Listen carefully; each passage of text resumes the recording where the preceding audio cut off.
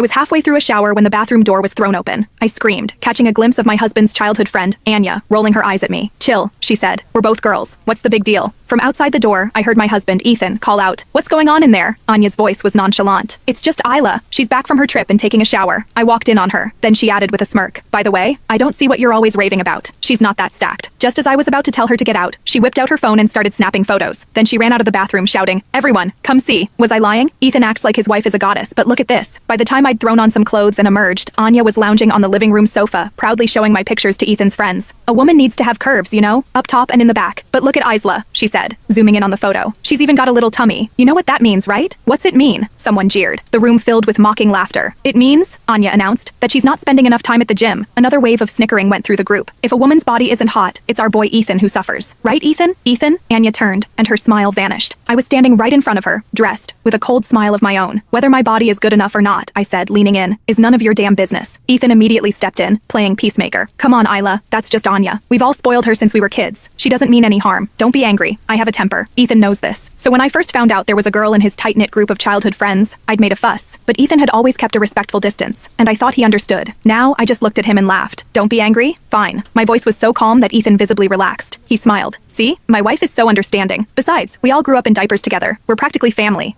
Before he could finish, I reached out, yanked down the strap of Anya's tank top, and, as she shrieked, I pulled out my own phone and started snapping away. "Not so impressive, is it?" I said, mimicking her tone perfectly as I clicked the shutter. "Looks like we're dealing with a flat landscape here. No wonder you haven't found a man after all these years. You know what that means, don't you?" I threw her own words back in her face. "It means our dear Anya isn't trying hard enough. Maybe it's time to think about implants?" "Isla." Ethan grabbed my arm and pulled me back. The other guys rushed to cover Anya with jackets and pillows. Her face was pale, her eyes welling with tears. She pointed a trembling finger at me. "You bitch! Have you no shame?" Ethan jumped to her defense. "Anya's not even dating anyone. How could you do that to her? What is she supposed to do now?" A laugh, sharp and bitter, escaped my lips. "Anya took pictures of me naked in the shower. They told me to be generous, that it was just a joke. But when I do the same to her, I'm the one with no shame? It's a problem because she isn't married?" I turned to face Ethan's furious expression and slapped him hard across the face. "There's something you need to understand," I said, my gaze sweeping from him to his friends, who were all glaring at me as if I were the enemy. The moment Anya walked into my bathroom and started taking pictures, I called the police. "Let's let them decide who's right and who's wrong, shall we? Let's see who the law protects." A sharp knock came at the door. Ethan finally understood. I was serious. He stared at me in disbelief. "You called the cops over something this small? Isla, haven't you caused enough trouble?" "Not even close." At the police station, I showed the officer the security footage from my phone. My husband had friends over. That's fine. But this woman entered my private bedroom without my permission, walked into my bathroom while I was showering, and maliciously took photos of me, which she then shared with others. I want to press charges for invasion of privacy and distribution of obscene material. Hearing this, Anya, who had been silent until now, shot up from her chair. "You think I wanted to see your pathetic body? Like you've got something special?" She whirled on Ethan. "I told you not to marry this woman."